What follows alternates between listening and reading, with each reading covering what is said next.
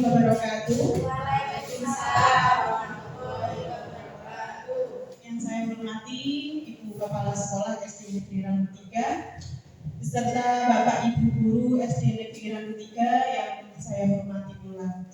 Pada siang hari ini saya akan menyampaikan aksi nyata modul 1.4 dalam yang berjudul diseminasi penerapan budaya positif di sekolah. Diseminasi ini saya menyampaikannya yaitu dalam rangka memenuhi tugas pendidikan guru penggerak angkatan 9. Baiklah Bapak Ibu, karena waktu sudah siang, mari kita mulai acara hari ini. Sebelum kita mulai, saya cek dulu semangatnya Apa kabar Bapak Ibu semua? Baik. Alhamdulillah. Masih semangat? Semangat. Yuk, untuk ngajak semangat kalau saya bilang SD Negeri Randu 3 bersama kita bisa, oke? 1, 2, 3. SD Negeri Randu 3 bersama kita bisa. Terima kasih, semangat pada kali ini di sini saya akan menyampaikan tentang budaya positif.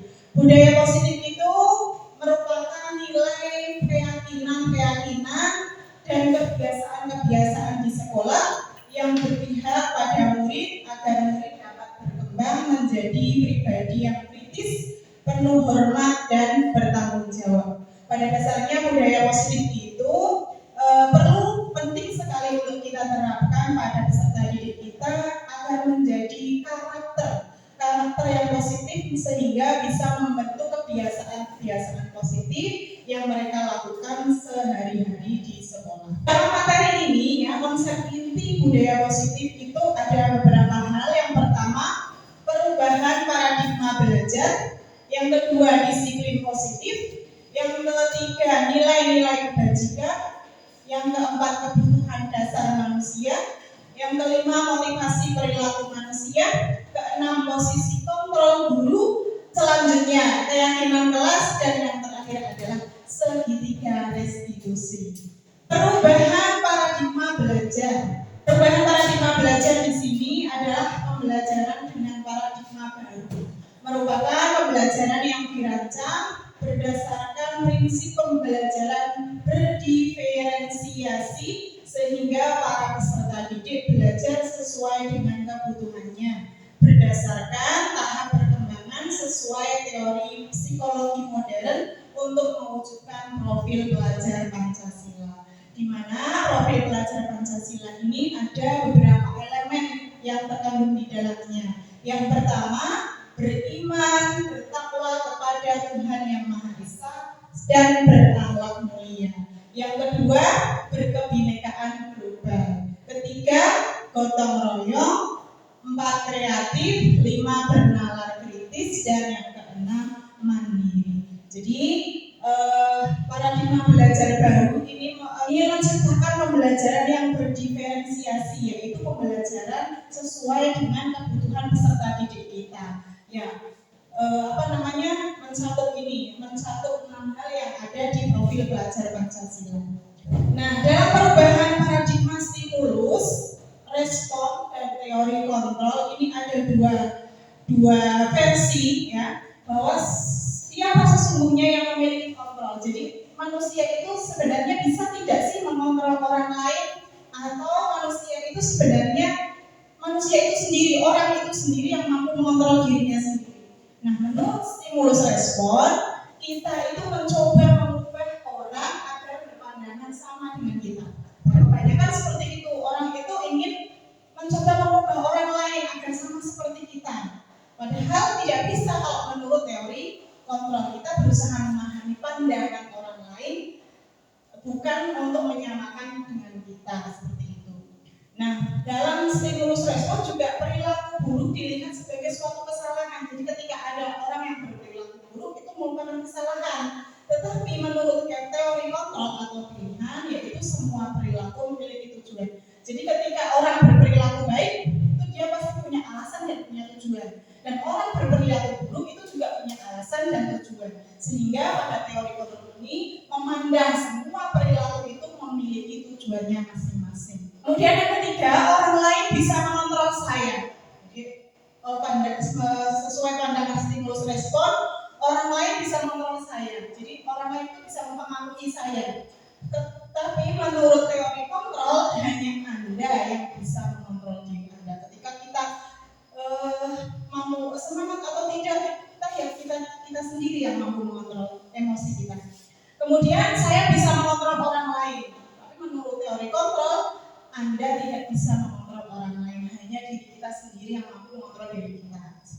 Kemudian pemaksaan ada pada saat rujukan gagal. Kemudian kolaborasi dan konsensus menciptakan pilihan-pilihan baru. Dan di sini ada pertanyaan romantis nih. Ketika mendengar kata disiplin, kita kan judulnya kan penerapan disiplin positif di sekolah ya. Jadi ketika kita mendengar kata disiplin yang terlintas pada pikiran kita itu apa sih? Coba Pak Adi. Oke, kalau menurut saya dari kata disiplin yang langsung terlintas mungkin peraturan yang harus saya laksanakan, kemudian waktu.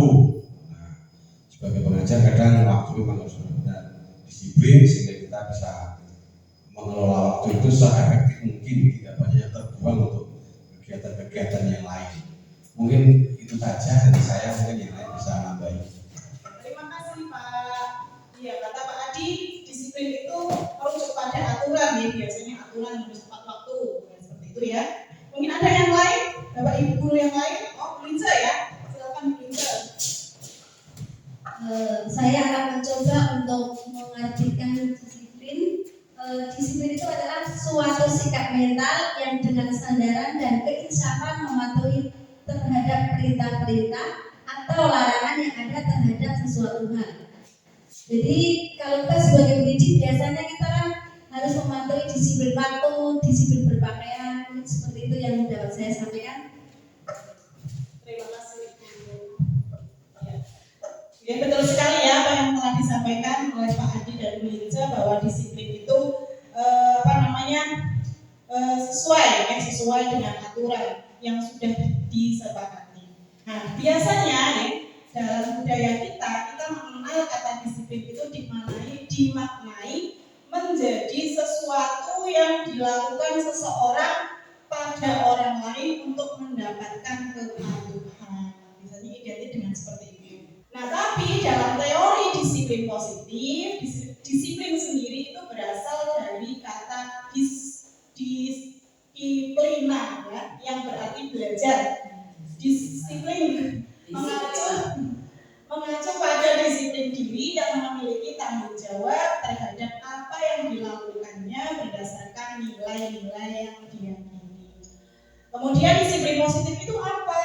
Disiplin positif itu merupakan salah satu penerapan disiplin yang bertujuan untuk menumbuhkan kesadaran serta memberdayakan peserta didik tanpa imbalan penghargaan atau reward. Jadi sebuah tanggung jawab. Bukan disiplin itu karena ingin mendapatkan sesuatu, bukan.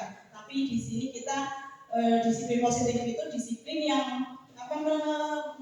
menimbulkan rasa tanggung jawab pada diri peserta didik kita. Disiplin positif ada kesadaran diri, ada motivasi internal. Jadi disiplin positif itu untuk membantu menumbuhkan disiplin positif, kita sebagai guru dituntut untuk dapat memberikan teladan menerapkan nilai-nilai disiplin positif. Di samping itu, guru juga diharapkan dapat menggali kepribadian siswa untuk ke arah positif dengan menjalin komunikasi.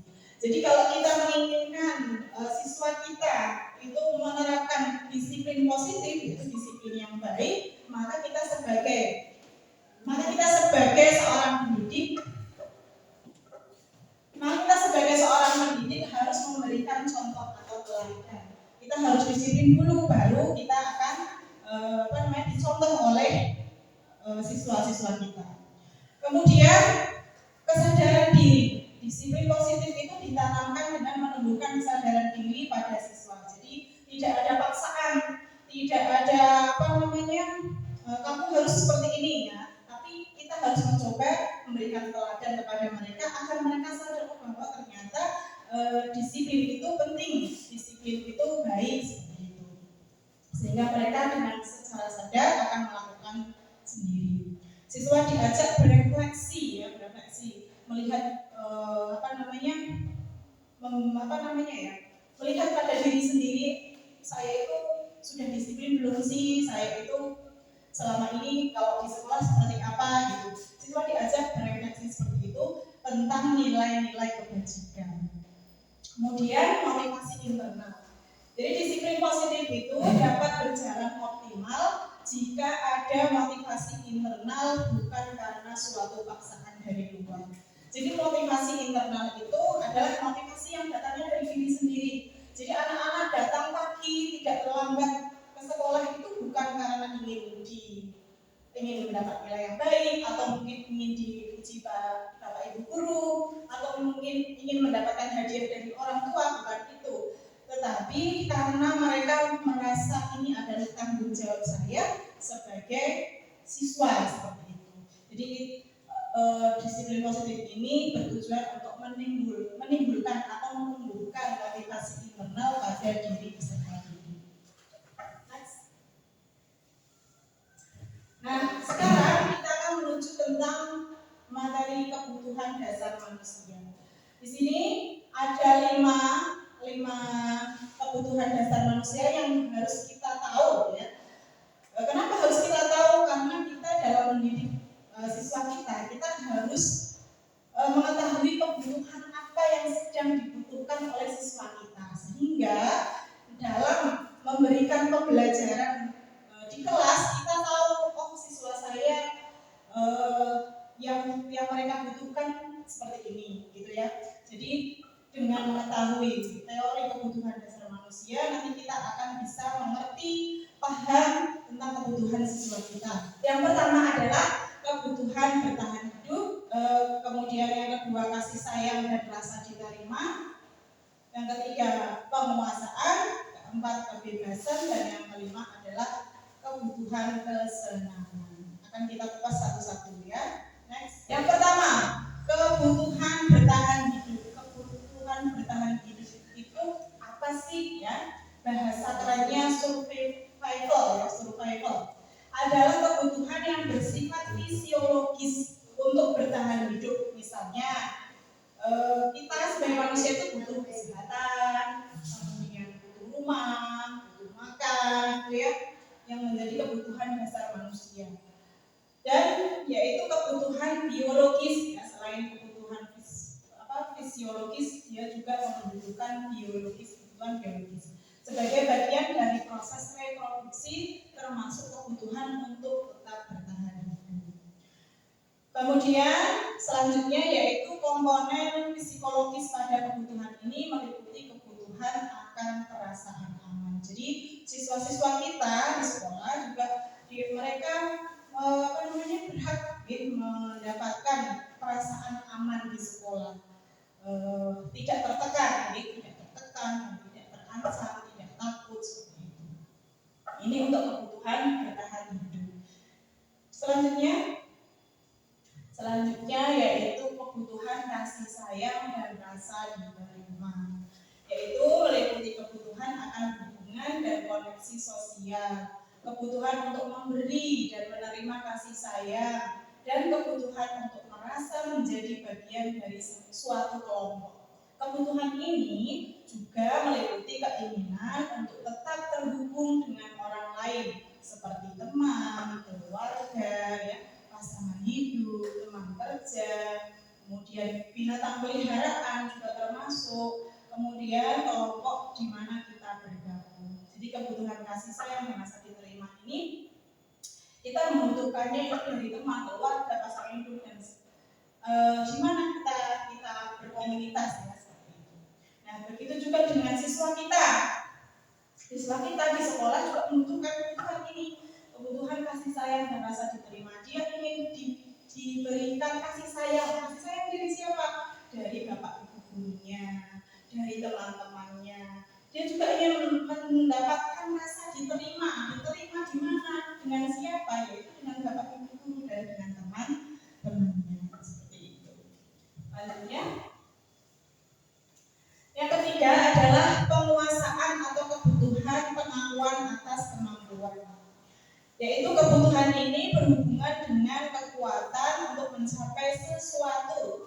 menjadi kompeten, menjadi terampil, diakui atas prestasi dan keterampilan kita, didengarkan dan memiliki rasa harga diri.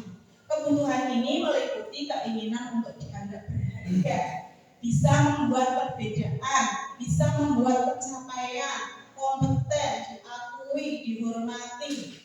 Nah, ini meliputi self esteem ya, dan keinginan untuk meninggalkan pengaruh. Jadi penguasaan ya, kebutuhan pengakuan atas kemampuan. Jadi siswa kita nih, ketika dia mampu melakukan sesuatu, itu mereka juga ingin sekali mendapatkan pujian dari kita, dari Bapak Ibu, ingin mendapatkan pengakuan, iya loh si A itu ternyata bisa seperti ini. Nah, seperti itu.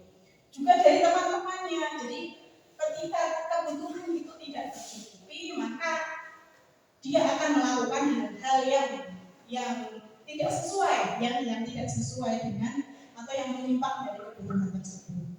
Next, lagi.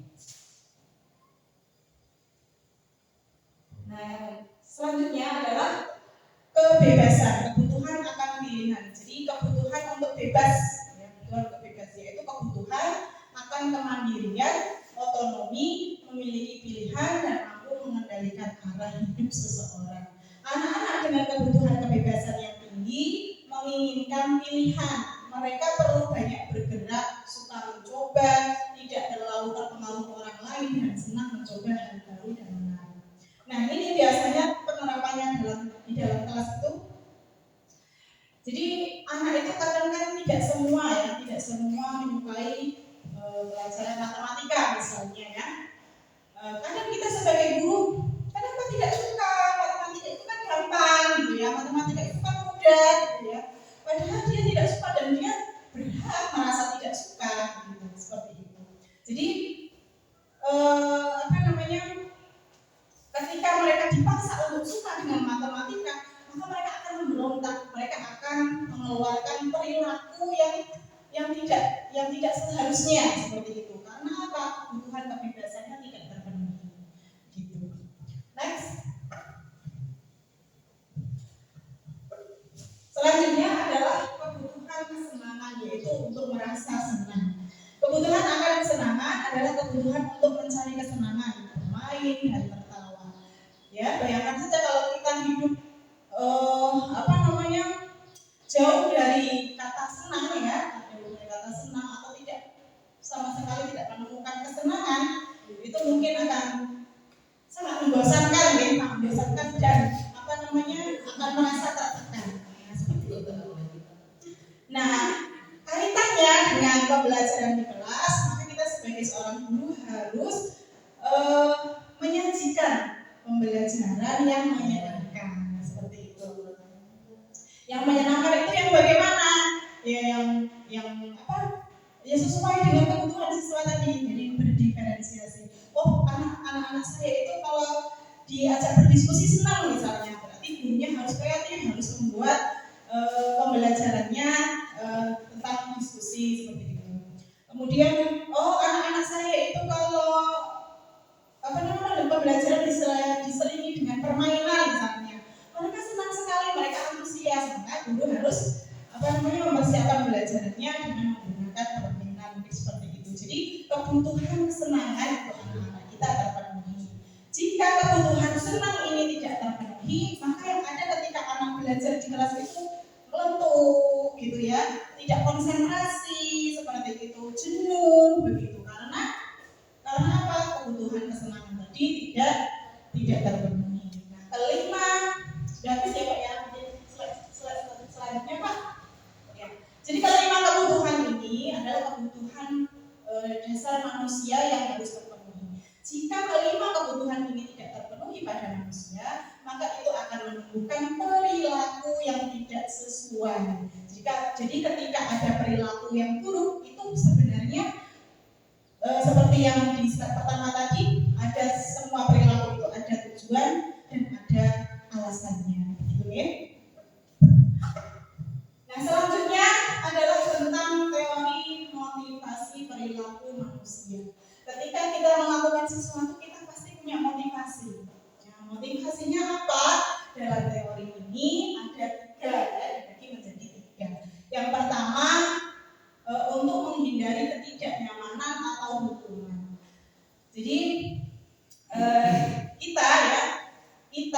mahasiswa kita gitu ya dalam berperilaku itu punya motivasi.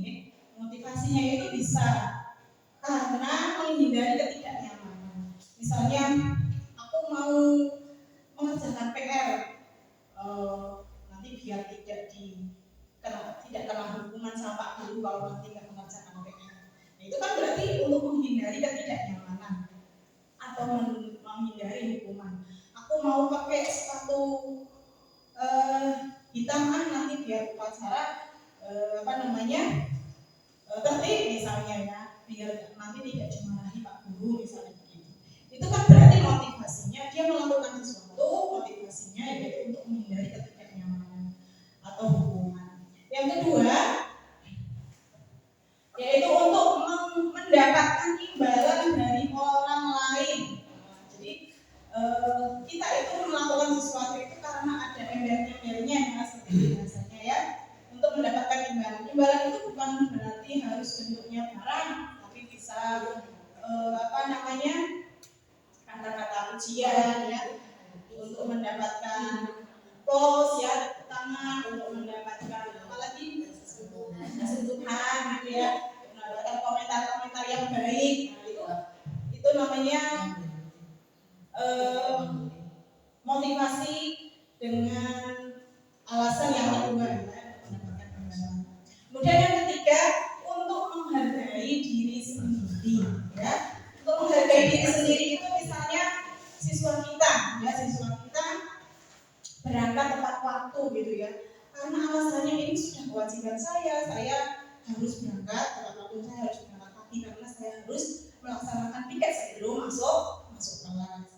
Begitu. Itu namanya dia melakukan sesuatu bukan karena untuk mendapatkan imbalan atau untuk menghindari hukuman, tapi karena dia sadar bahwa berangkat tidak terlambat berangkat sekolah itu karena memang sudah tugas saya, sudah kewajiban saya. Nah, teori motivasi perilaku manusia ini untuk yang nomor 1 dan nomor 2 yaitu tadi untuk menghindari ketidaknyamanan dan untuk mendapatkan imbalan ini disebut motivasi eksternal. Jadi asalnya dari orang lain, motivasinya dari orang lain, dari lingkungan sekitar kita. Tetapi yang nomor 3 ini untuk menghargai diri sendiri ini disebut motivasi internal, yaitu motivasi yang tumbuh dari dalam diri anak. Ini adalah menjadi tujuan disiplin positif. Mengapa disiplin positif itu harus diterapkan di sekolah kita? Next. Nah, ini ya perbedaan hukuman dan konsekuensi. Ya, jadi kita sering mendengar ya, ada hukuman, ada konsekuensi. Tapi kadang-kadang kita untuk membedakan itu sulit. Hukuman dan konsekuensi itu sama apa tidak ya, gitu ya, misalnya seperti itu. Nah, kira-kira kalau hukuman itu apa yang terlintas di pikiran Bapak Ibu? Kalau hukuman itu ya sesuatu tindakan yang diberikan kepada anak-anak. Suatu tindakan itu menurut saya hukuman itu adalah sesuatu tindakan yang diberikan guru kepada anak yang bersalah. Terima kasih. Ada lagi mungkin yang ingin berpendapat hukuman itu apa? Kalau di benak kita mendengar kata hukuman itu apa ya? Disuruh lari, disuruh push up, itu ya. Biasanya seperti itu, nggih? Nah, ternyata hukuman dan konsekuensi itu berbeda ya. Bedanya apa sih? Kalau hukuman itu sesuatu yang menyakitkan harus terjadi. Kenapa menyakitkan?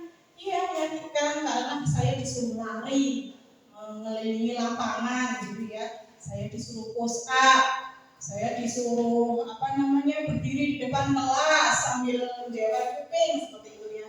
Itu hukuman dan itu menyakitkan bagi anak-anak kita. Tapi sedangkan konsekuensi yaitu sesuatu harus terjadi. Sudah menjadi kesepakatan aturannya.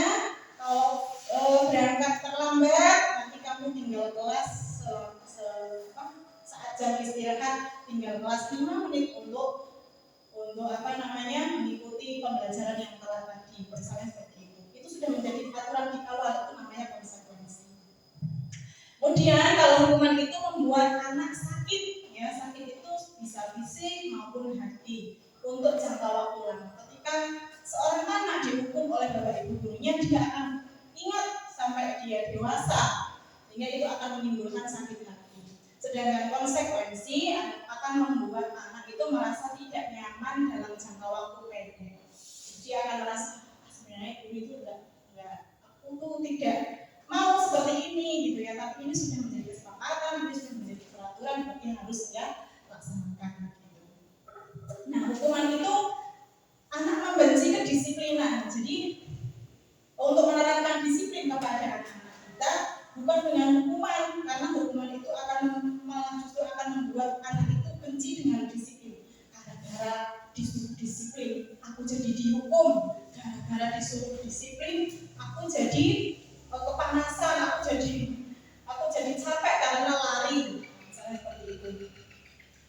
Kemudian kalau konsekuensi, anak akan menghargai disiplin walaupun dia tidak suka dengan apa konsekuensinya, tapi karena itu sudah menjadi kesepakatan awal, maka anak lama-kelamaan akan menghargai dan mengerti, oh ini sebuah kesepakatan yang sudah disepakati sebelumnya dan harus saya laksanakan karena saya bersama. Kemudian kalau hukuman itu sifatnya paksaan, jadi memaksa, spontanitas. Kamu telat, Ustaz, 10 kali gitu kan ya. Nah, itu namanya paksaan. Kemudian kalau konsekuensi itu ada stimulus, kemudian ada tanggapan. Kalau hukuman itu mendorong anak menyakiti diri sendiri, ya lari, mau menghindari halaman sekolah misalnya. Dia kan menyakiti diri sendiri, padahal dia anaknya belum sarapan misalnya ya. Tapi dia harus lari mengelilingi halaman sekolah. Kalau konsekuensi itu mendorong anak agar mudah menyesuaikan diri. Oh, kalau kemarin saya telat sekolah dan saya harus seperti ini, berarti saya salah. Besok saya tidak mau telat lagi, berusaha untuk tidak telat lagi. Tapi kalau hukuman, dia malah menyimpan dendam sih sama gurunya. Saya belum sarapan, pagi-pagi belum sarapan, malah disuruh lari gitu ya. Itu efek dari hukuman. Kemudian selanjutnya yaitu konsep diri yang buruk. Jadi tidak membuat anak itu cerah, malah justru akan membuat anak itu salah konsep atau menimbulkan konsep yang buruk pada diri anak. Sedangkan konsekuensi itu akan menimbulkan konsep diri yang baik pada diri anak. Selanjutnya anak belajar untuk menyembunyikan kesalahan. Jadi dia tahu kalau dia salah, tapi karena dia menghindari hukuman, maka kesalahannya itu disembunyikan. Padahal dia tahu dia salah. Nah, kesalahannya itu bisa merugikan orang lain, bisa merugikan anak-anak yang lain. Jadi tidak hanya merugikan dirinya sendiri. Kemudian konsekuensi itu anak belajar untuk mematuhi peraturan. Jadi pertama mungkin dia melanggar ya, karena dia tahu konsekuensinya sehingga dia berusaha untuk mematuhi peraturan. Kemudian kalau hukuman itu identik dengan marah, merasa bersalah, dipermalukan. Anak-anak itu kan dipermalukan, merasa dipermalukan. Kemudian merasa tidak dihargai gitu ya. Kalau memberi hukuman itu kan tidak mungkin ya memberi hukuman kok dengan senyum, dengan ramah, kan tidak mungkin. Mesti kalau malam pendek seperti ini sama mengilingi gitu ya sambil marah-marah. Nah itu kita kalau sudah marah seperti ini, anak mau mengatakan tapi alasan saya itu seperti ini Pak, saya telat itu, dia sudah tidak mau mendengarkan anak mau alasan apa ya, biasanya kan kayak gitu karena sudah ekspresinya sudah marah tadi, sehingga sangat merugikan anak ya ketika kita menerapkan hukuman pada kesalahan-kesalahan. Kemudian yang selanjutnya adalah ketika konsekuensi yaitu kehilangan hak.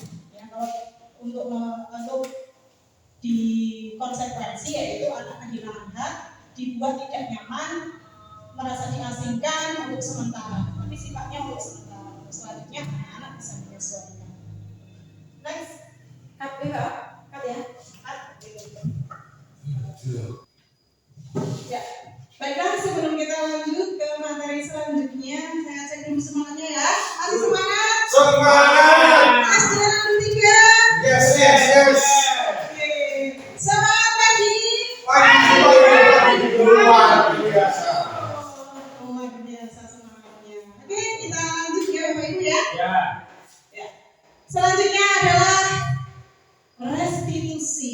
Nah, ini istilah apa ya? Bapak Ibu pernah mendengar restitusi? Saya baru pertama kali ini mendengar. Oh, baru kali ini mendengar ya. Oke, restitusi ini adalah sebuah proses menciptakan kondisi bagi murid untuk memperbaiki kesalahan mereka sehingga mereka bisa kembali kepada kelompok mereka dengan karakter yang lebih kuat. Jadi restitusi ini itu sebuah cara ya untuk menciptakan kondisi murid ketika berbuat kesalahan itu mereka didorong untuk memperbaiki kesalahannya ya, bukan kemudian menghadik atau semacam itu ya, tetapi mereka didorong untuk memperbaiki kesalahannya. Mereka harus belajar dari kesalahan mereka sehingga nantinya mereka akan kembali ke kelompok mereka, ke kelompok teman-teman mereka dengan karakter yang lebih kuat lagi karena mereka sudah tahu kesalahan mereka dan cara untuk memperbaiki kesalahan tersebut. Restitusi juga merupakan proses kolaboratif yang mengajarkan murid untuk mencari solusi untuk masalah mereka dan membantu murid berpikir tentang orang seperti apa yang mereka ingin menjadi dan bagaimana mereka harus memperlakukan orang lain. Ini menurut dosen. Next. Nah, ada 9 ciri-ciri restitusi. Yang pertama yaitu bukan untuk menebus kesalahan, namun untuk belajar dari kesalahan. Jadi ketika murid salah, itu bukan ketika berbuat kesalahan itu kan sesuatu yang sudah terlanjur itu kan tidak bisa dikembalikan ya. Tetapi murid itu harus belajar dari kesalahan tersebut sehingga di lain waktu mereka tidak mengulangi kesalahan itu lagi. Kemudian yang kedua yaitu memperbaiki hubungan. Jadi ketika siswa kita berbuat kesalahan itu yang penting sekali untuk diperbaiki adalah hubungan antara siswa dengan siswa yang bermasalah tadi ya, seperti itu. Agar mereka hubungan mereka kedepannya baik-baik saja. Kemudian yang ketiga tawaran gitu ya, bukan paksaan. Apa yang bisa mereka lakukan untuk memperbaiki masalah tersebut. Jadi ditawarkan apa yang akan kamu lakukan seperti itu. Bukan kamu harus seperti ini, atau kamu harus seperti ini. Dia mampu atau tidak kan kita tidak tahu. Jadi itu namanya paksaan. Kemudian ciri-ciri yang keempat yaitu restitusi menuntun untuk melihat ke dalam diri. Jadi melihat diri sendiri. Saya itu berbuat seperti ini, salah apa tidak sih, salahnya di mana, kemudian apa yang harus saya lakukan untuk memperbaiki kesalahan itu. Yang kelima, restitusi mencari kebutuhan dasar yang mendasari tindakan. Jadi ketika anak kita salah, mereka pasti punya alasan mengapa mereka berbuat seperti itu. Jadi dalam proses restitusi ini kita sebagai seorang guru memberikan kesempatan kepada anak-anak kita yang berbuat salah itu untuk mengungkapkan alasannya. Apa sih alasannya?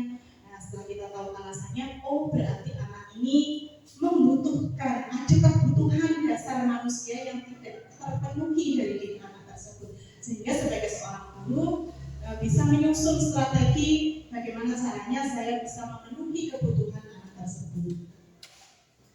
Selanjutnya, ciri-ciri selanjutnya yaitu restitusi diri adalah cara yang paling baik. Jadi merestitusi diri ya, untuk memperbaiki kesalahan diri itu adalah cara yang paling baik.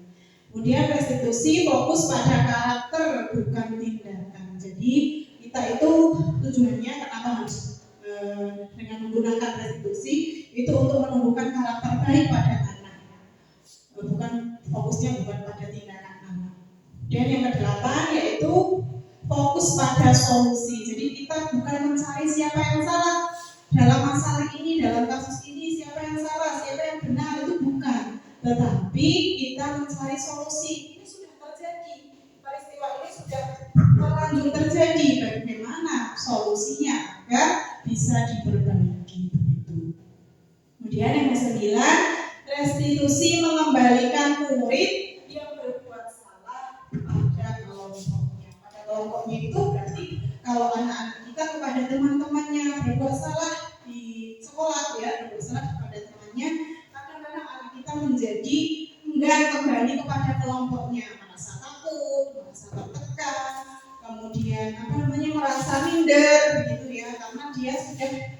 berbuat kesalahan. Tetapi dengan menggunakan cara restitusi ini, nanti mereka akan kembali kepada kelompoknya dengan karakter yang lebih kuat, sehingga bisa meminimalisir kesalahan-kesalahan tersebut untuk terulang lagi. Next. Nah, sekarang untuk selanjutnya kita akan mengenal posisi kontrol guru. Ada hubungannya tidak sih dari tadi yang kita pelajari dari awal? Ada budaya positif, kemudian apa namanya tadi Pak yang barusan restitusi ya, hukuman dan lain sebagainya. Ada hubungannya tidak sih dengan ini? Ada, dari awal sampai akhir nanti berhubungan ya. Jadi ini adalah posisi kontrol guru. Jadi kita seorang guru itu memiliki posisi kontrol ya.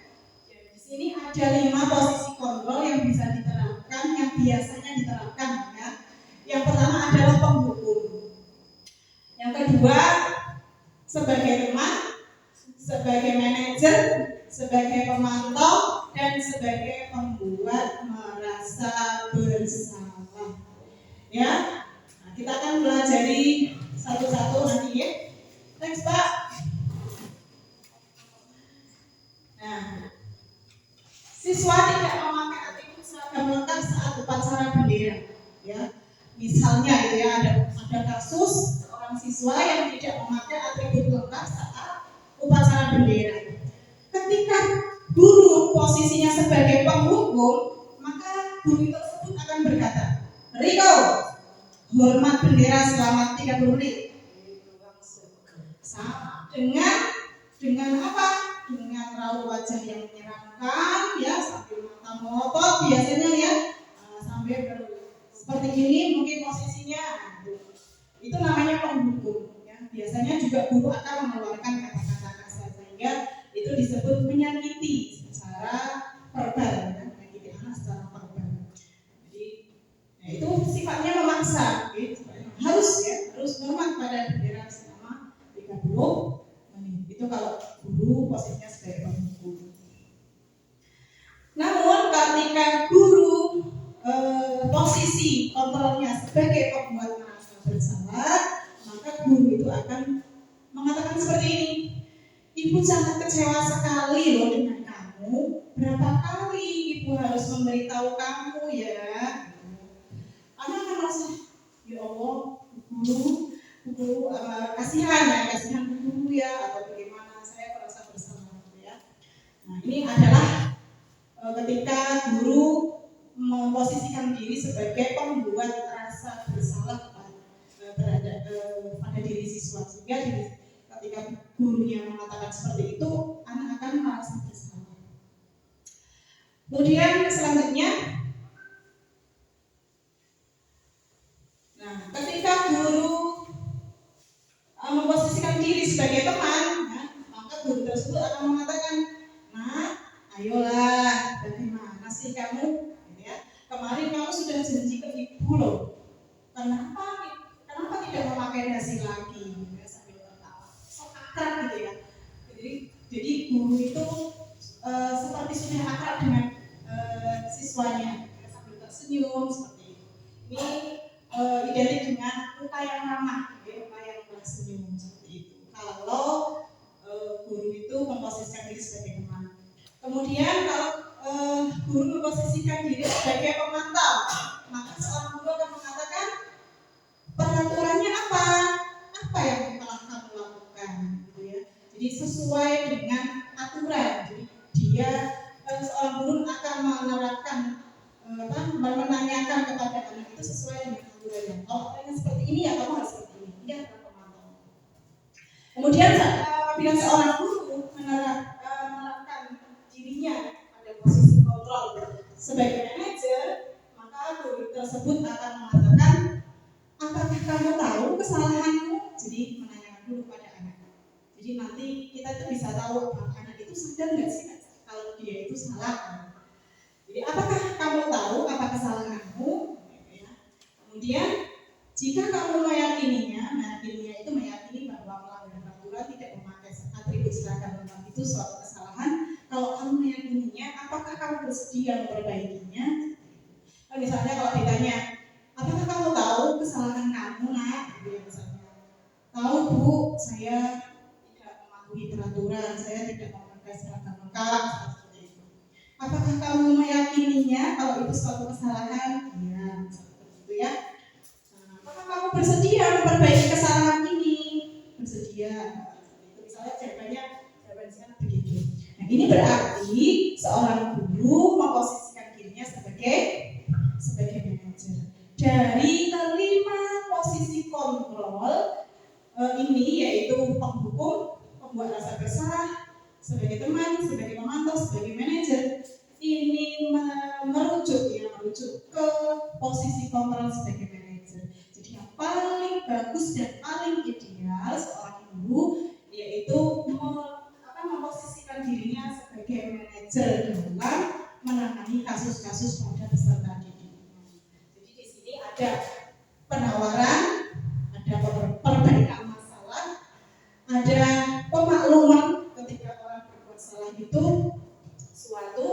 suatu perbuatan yang manusiawi, yang wajar, dan semua orang itu bisa melakukan kesalahan tersebut, termasuk gurunya sendiri, karena guru bukan malaikat, guru juga manusia. Jadi ketika seorang guru memposisikan dirinya sebagai manajer, maka yang akan tumbuh pada diri anak adalah motivasi internal. Begitu ya Bapak Ibu guru ya.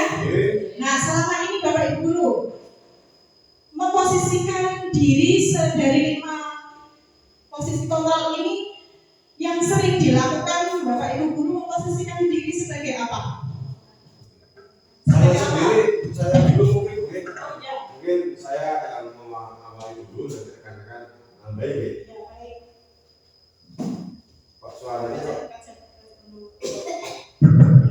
Ya, kalau saya tadi kan di antara kita menghadapi suatu kasus, kemudian kita posisinya sebagai penghukum, terus pemberi apa tadi yang kedua? Membuat rasa Pembuat rasa bersalah, teman, pemantau, manajer. Kadang kalau saya merasanya kadang melakukan seperti itu. Saya pertama mungkin sebagai penghukum ya, kamu sudah menggunakan seragam lengkap ketika ikut upacara. Tapi setelah itu kemudian berjalan, kemudian kita juga memposisikan diri sebagai teman dan kita ajak, ayo mulai sekarang aturan harus dijalankan, jangan diulangi lagi ya. Tetap ada pendekatan sebagai teman, kemudian juga sebagai manajer, kemudian kita juga menempatkan diri sebagai manajer. Kalau salah seperti ini berarti bagaimana? Karena sudah melanggar aturan. Jadi kalau saya merasa kok dari kelima itu memang idealnya mungkin karena secara emosional pertama kita langsung sebagai penghukum ya, tapi kemudian kita juga menyadari diajak bicara sebagai teman, sebagai pemantau, sebagai manajer. Mungkin itu kalau saya pribadi. Mungkin kalau yang lain lebih tenang, lebih apa ya, mohon dari Bu Ince.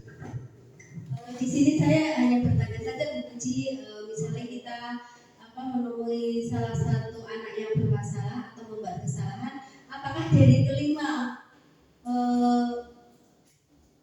posisi kontrol yaitu dari teman, merasa bersalah, pemantau, manajer, dan yang tentunya penghukum, apakah kita harus melakukan kelimanya itu atau ada aturannya harus satu masalah satu solusi? Mohon penjelasannya Bu Puji.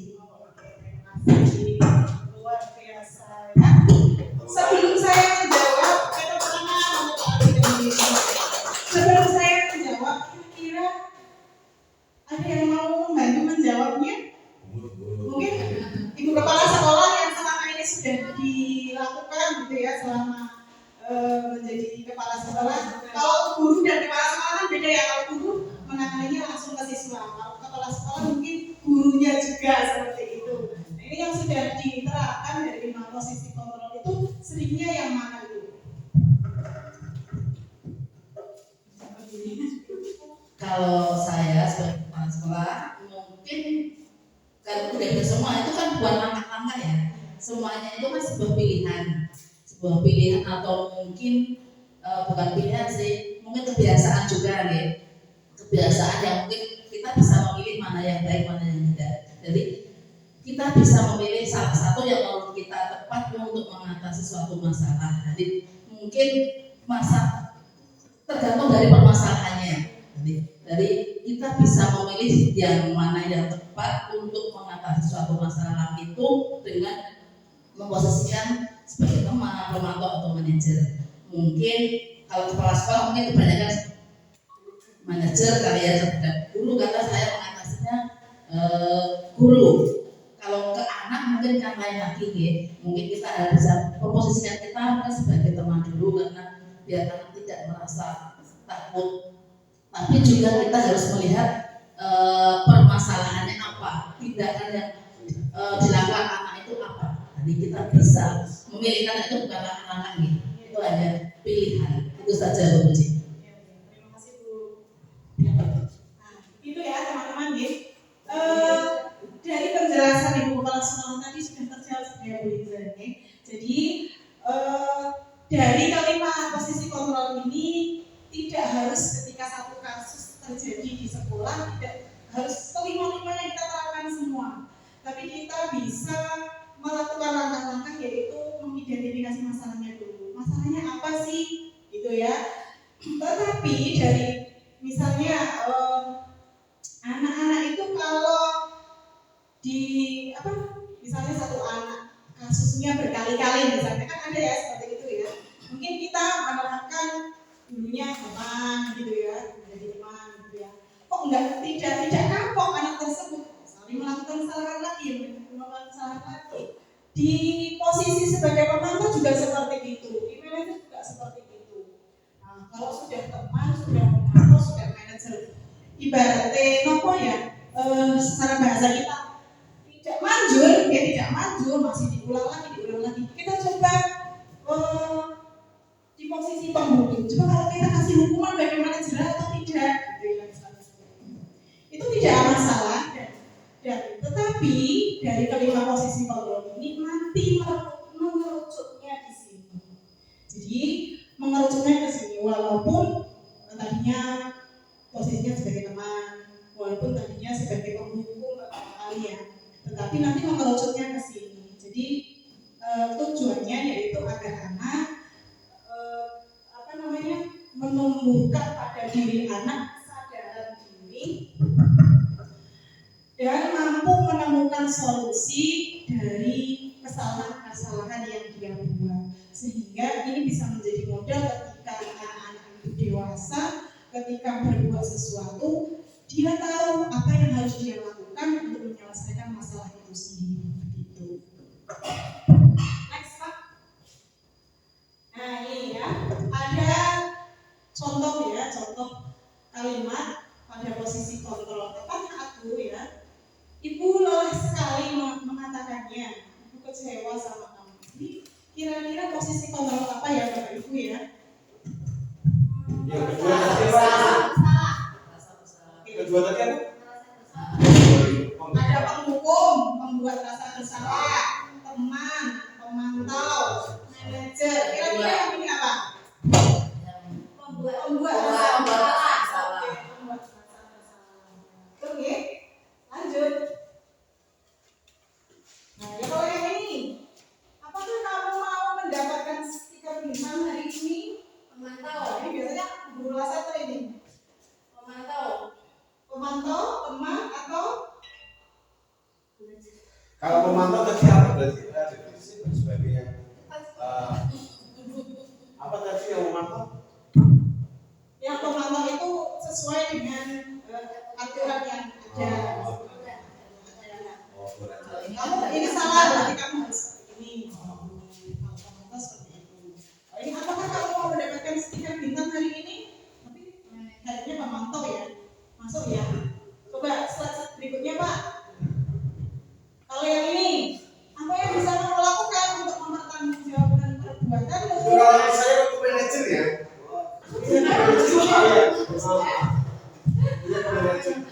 Oke, manajer. Itu kalau aku loh. Berarti jawabannya kalau aku ya, bukan kamu ya. Iya dong. Lanjut, slide berikutnya. Ayolah, lakukan demi Bapak. Gitu ya, biasanya. Teman ya. Oke, selanjutnya. Kamu tidak akan ikut ujian kalau kamu menghukum.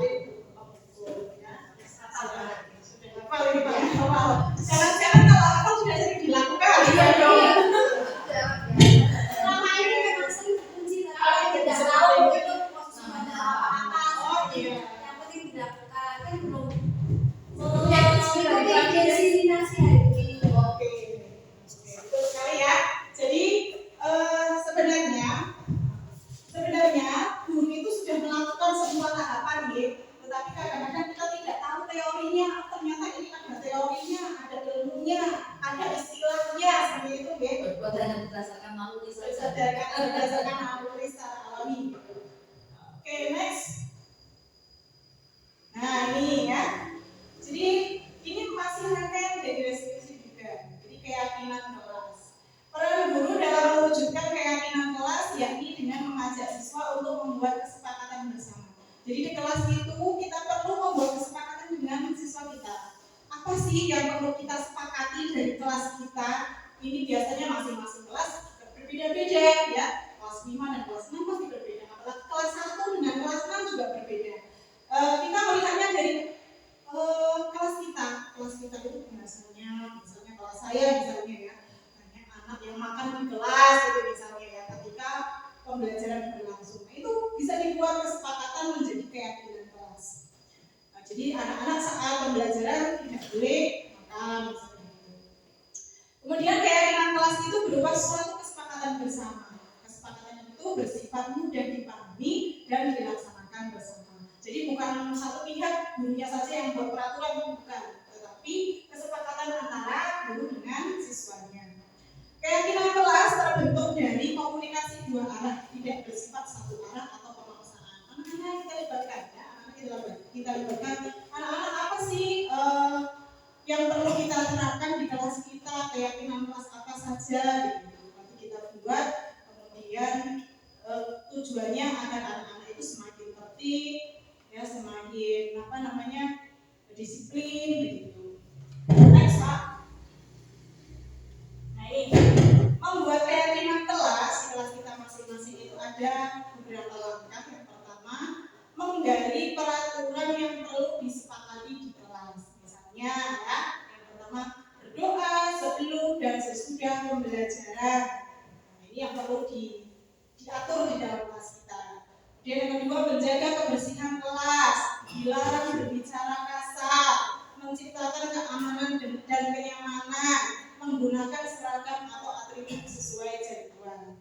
Ya, bagian kedua yaitu langkahnya mengubah peraturan yang sudah dibuat menjadi kalimat positif. Kalau tadi apakah kalimatnya belum positif? Ya, misalnya masih di poin yang ketiga masih ada kata dilarang. Nah, itu kalimatnya negatif. Anak-anak akan merekam dilarang, jadi orang oleh sampai orang liar ya, seperti itu ya, dilarang. Itu malah akan menunjukkan anak itu semakin melanggar ketika ada kalimat dilarang, tidak boleh, gitu ya.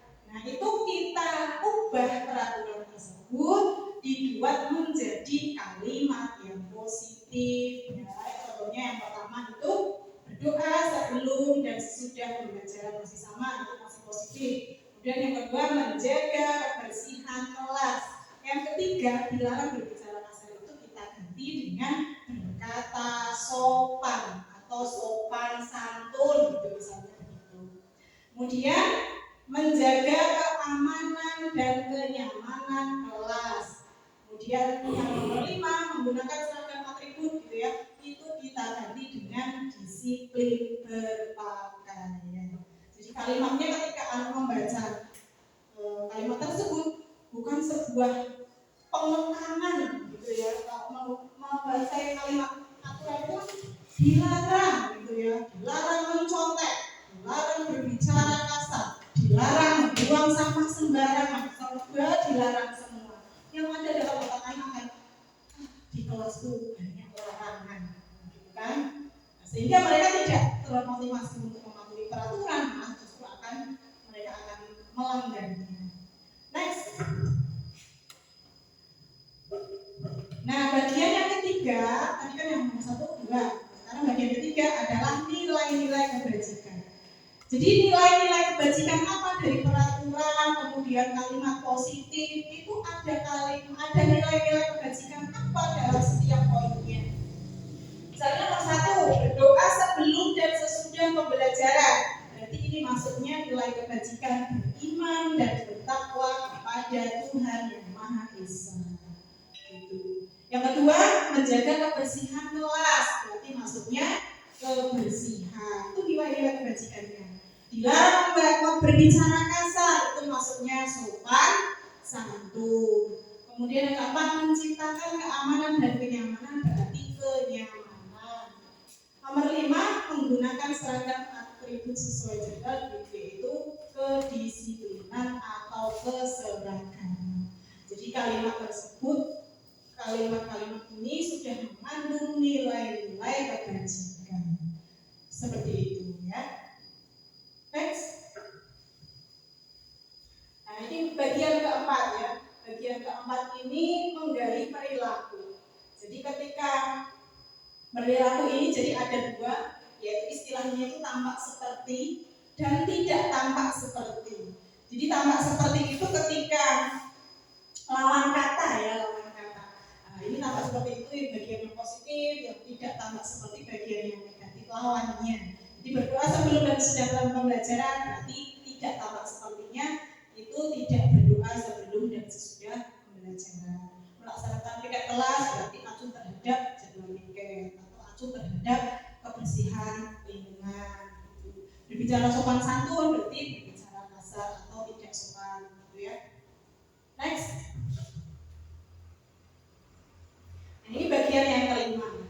Jadi membuat keyakinan kelas itu ada 5 tahapan. Yang bagian yang kelima itu memperdalam tugas warga kelas. Jadi di sini ada 3 tahap, yaitu terdengar, terlihat, dan berperilaku. Terdengar ya, terdengar itu mengucapkan salam, selamat pagi Pak, maaf Pak, boleh saya pinjam? Nah, terima kasih ya. Jadi dari aturan dan yang sudah kita buat menjadi keyakinan kelas itu, sehingga bisa kita dengar, bisa kita lihat dalam bentuk perilaku mereka, gitu ya. Jadi terlihat terlihat anak-anak itu saling bertegur sapa ya, saling membantu saat yang lain membutuhkan, jadi minta izin terlebih dahulu ketika meminjam barang, gitu. Terlihat oleh mata kita bahwa anak-anak sudah mematuhi apa yang menjadi keyakinan kelasnya. Kemudian tampak juga dalam perilaku mereka, yaitu baik, sopan, penuh tata krama, jujur ya, saling membantu, bertanggung jawab, saling bergaul dengan satu sama lain. Jadi ketika sebuah peraturan sudah menjadi keyakinan kelas, maka akan terdengar, akan terlihat, dan akan diaplikasikan dalam perilaku siswa kita. Nah, kalau peraturan, bedanya apa peraturan sama keyakinan? Kira-kira beda tidak Bapak Ibu? Beda. Bedanya apa Bu Lice?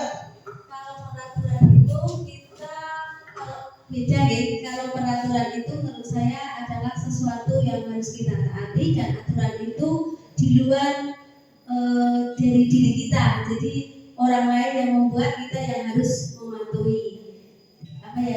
Timbul dari luar individu. Terus kalau keyakinan itu adalah peraturan yang kita buat bersama dan kita jalankan bersama tanpa ada kaitannya. Kalau tidak diyakini bahwa itu sesuatu aturan yang harus kita laksanakan, bukan menjadi suatu beban. Mungkin seperti itu. Terima kasih. Betul sekali ya, bahwa kalau peraturan bagaimana kan namanya bisa kan peraturan kelas, kenapa harus diganti dengan keyakinan kelas gitu ya. Kalau peraturan kelas kita yang membuat, anak-anak kita yang melaksanakan. Mungkin mereka akan merasa berat ya, karena itu bukan kesepakatan bersama. Tapi kalau keyakinan itu atas dasar kesepakatan bersama, dan anak-anak sudah meyakini bahwa memang harus seperti itu, harus menjaga kebersihan memang harus berdoa dulu sebelum belajar dan sudah belajar, seperti itu. Mereka yang meyakini ketika mereka membuat kesalahan atau melanggar keyakinan kelas itu, mereka akan merasa bersama. Next.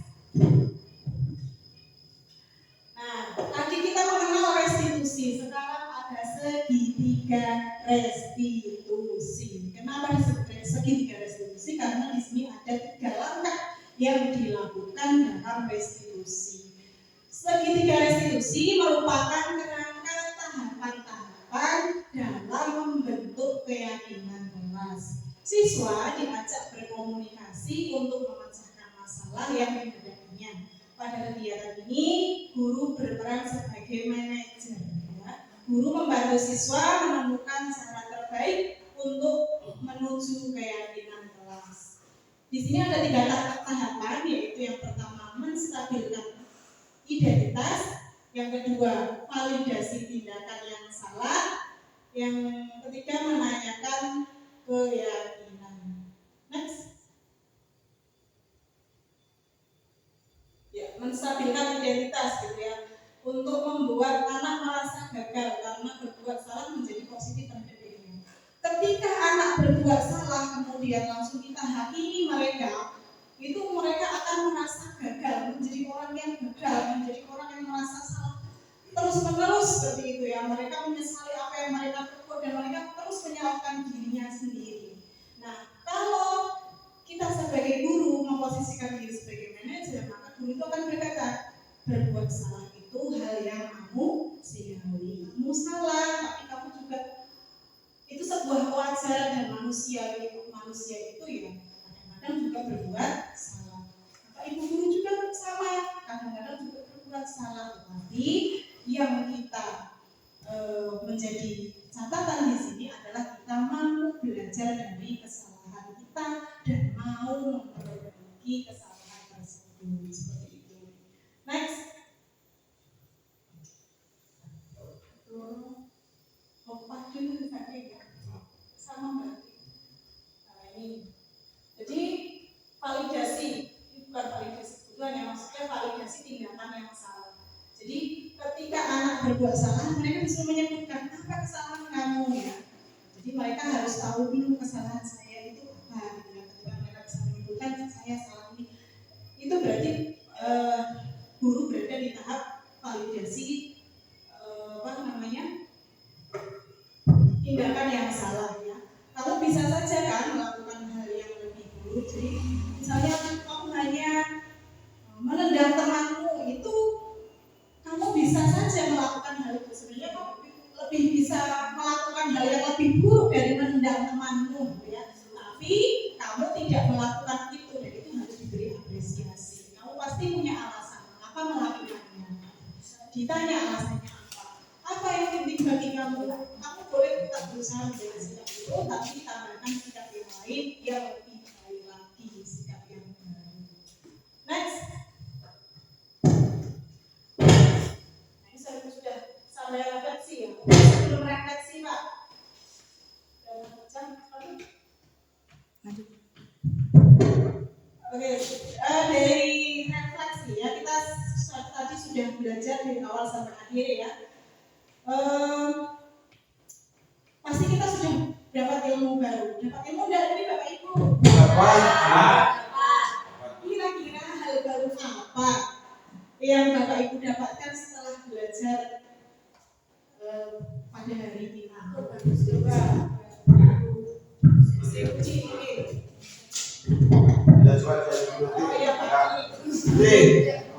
Bu juga nih, Bu juga Bu Sri, karena pribadi sih, ini setelah dapat diseminasi apa ini budaya positif.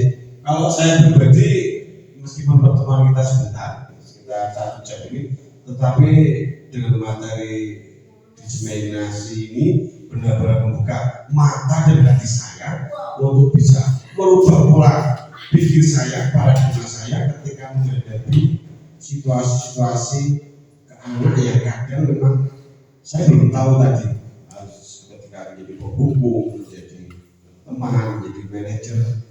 Jadi meskipun waktunya sebentar, tapi benar-benar ini sangat berarti sekali bagi saya.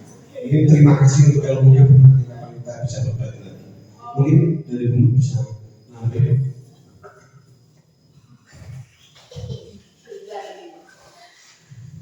Ya, dengan adanya diseminasi ini dari Bu Puji, itu mungkin mengingatkan kita sebagai pendidik nih, terhadap anak-anak yang mungkin selama ini perlakuan kita terhadap anak ada yang mungkin tidak sesuai, bisa kita perbaiki kembali. Oh ternyata apa yang sudah saya lakukan selama ini kurang tepat, mungkin ada ini Mbak Bu Sri ini, Bu Puji ini kan mengingatkan kepada kita nih, bahwa kita selama ini sudah melakukan hal tersebut, ada mungkin yang di situ memang sebetulnya kurang tepat dilakukan sebagai guru. Kita jadi tahu apa yang kita lakukan itu sebetulnya kurang tepat, dan kita bisa koreksi diri sendiri, kita bisa memperbaiki.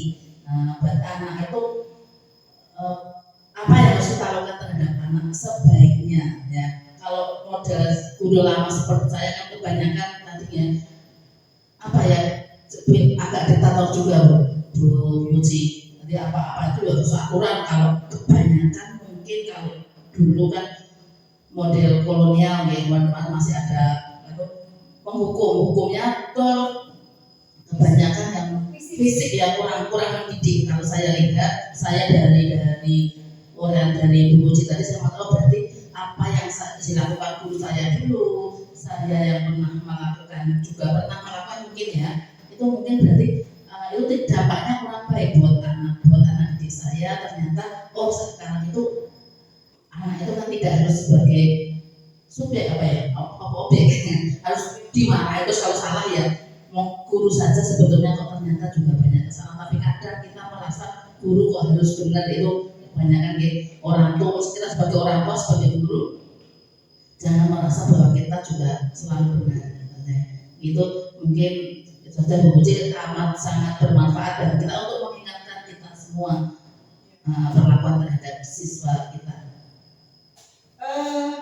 Demikian ya Bapak Ibu presentasi saya pada hari ini ya.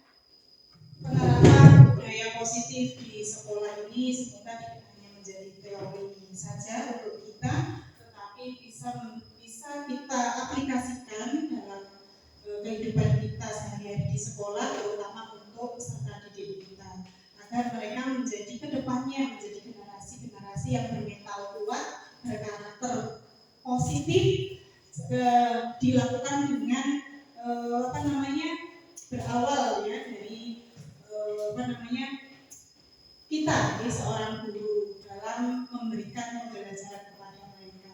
Karena kita itu sebenarnya tidak hanya mengajar mereka memberikan ilmu, tetapi kita dituntut untuk memberikan pelayanan kepada mereka, yaitu dengan pelayanan yang terbaik. Menuntun ya, kata Pak Ki Hajar Dewantara, kita itu diajukan untuk menuntun siswa kita agar mereka menjadi manusia yang seutuhnya, manusia yang baik, yang merdeka sesuai kodrat mereka. Begitu nih. Mudah-mudahan ilmu yang sedikit ini bisa bermakna untuk kita semua, termasuk saya sendiri. Bukan berarti saya yang berbicara di depan saya sudah sempurna atau saya sudah bisa melakukan semuanya, tapi kita di sini belajar bersama-sama agar kita sebagai seorang pendidik tidak monoton ya, tidak itu saja. Kita berinovasi baik dari potensi yang kita miliki, kemudian kita kembangkan agar kita menjadi seorang guru.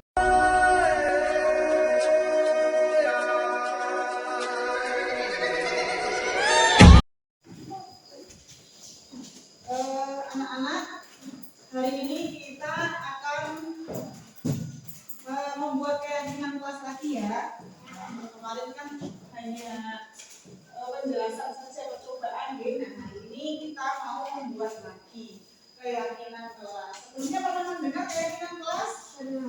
Nah, keyakinan kelas itu apa? Berarti peraturan yang tidak dilanggar. Apalagi? Beda enggak dengan peraturan? Beda. Kalau peraturan apa? Contohnya peraturan apa contohnya? Menjaga kebersihan. Apalagi?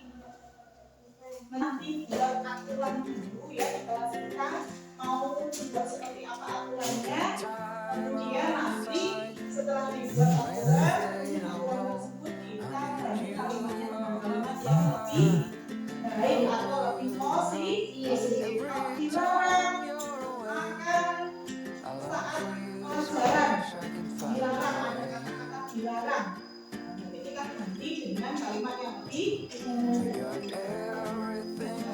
boleh dan dilarang sama ya. Dia dilarang buang sampah sembarangan. Kita ganti dengan apa? Menjaga kebersihan.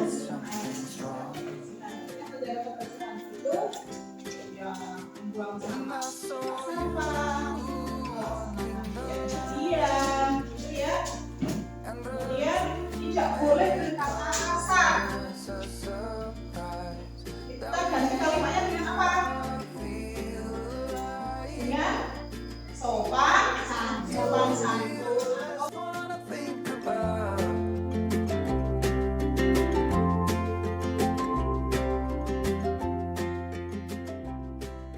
Yang pertama, aturan yang pertama kita lihat ya. Aturan yang pertama apa? Doa apa? Ini pelajaran doa sebelum dan sesudah berdoa. For you so much I can find my way. Teman-temannya ya tidak boleh mengatai teman-temannya meja ya. Kemudian apa lagi? Menjaga kebersihan. That with you I feel alive. You will be the last one I think about.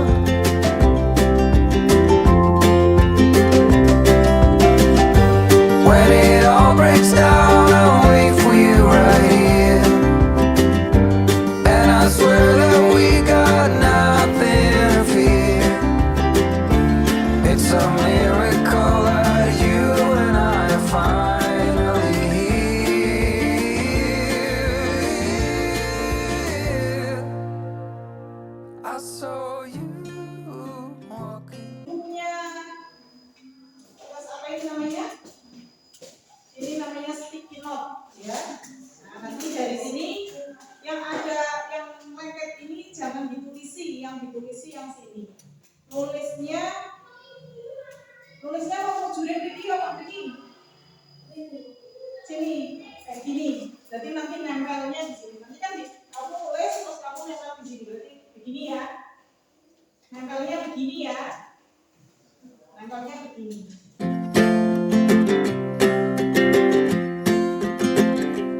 We got time on our side.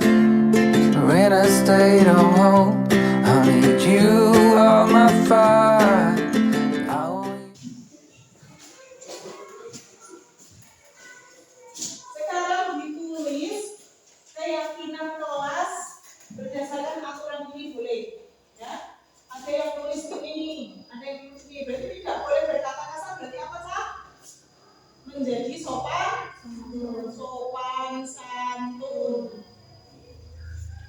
Terus menjaga kebersihan kelas ya, menjaga kebersihan. Terus saling menghormati, disiplin. Ya tidak boleh mencontek apa menjadi jujur. Terus ini tidak boleh bertengkar. boleh berkelahi. Menjaga keamanan ya. Menjaga keamanan kelas. Keamanan kelas. Saling menghargai. Terus apa lagi? Biar ada 11 anak.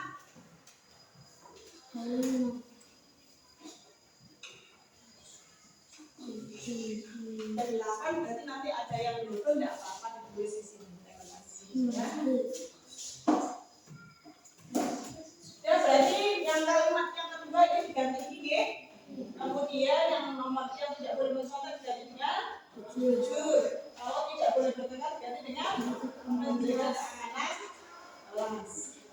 Saling menghargai. Oh menjaga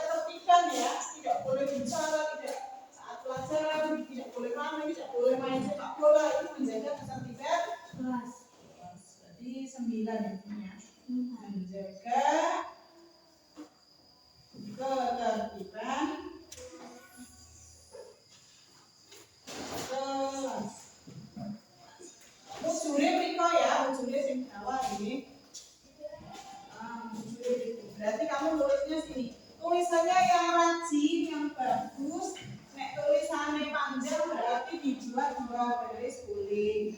Misalnya menjaga, terus ini keamanan kelas. Boleh ditulis dari sekarang. Tulisan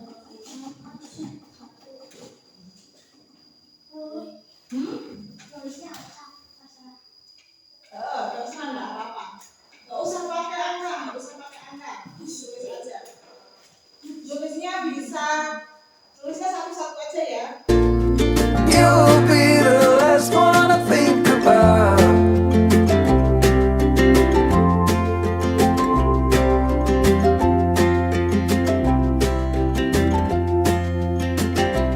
We got time on our side. We're in a state of hope. Honey, you are my fire.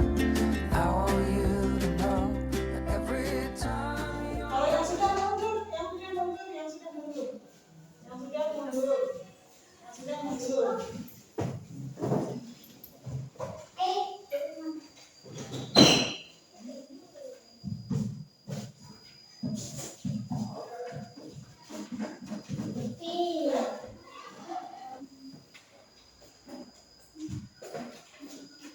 Ya, menjaga keamanan kelas, disiplin, saling menghormati, disiplin lagi, berdoa sebelum dan sesudah belajar, menjaga ketertiban kelas, saling menghargai, sopan santun, saling menghormati.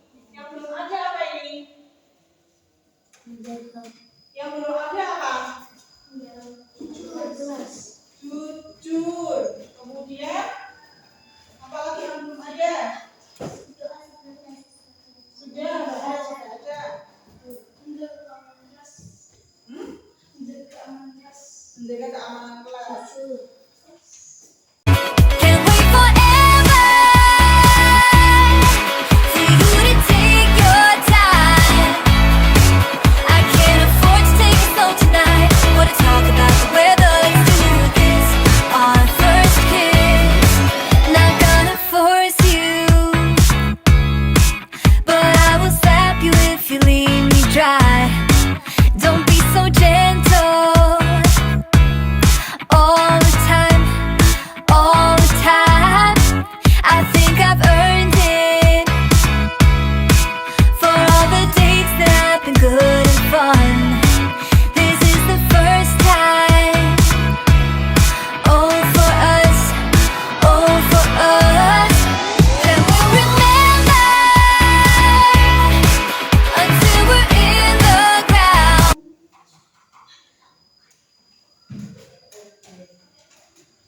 Nah, baiklah, kita sudah mempunyai keyakinan kelas yang harus kita taati di kelas kita dalam kehidupan sehari-hari.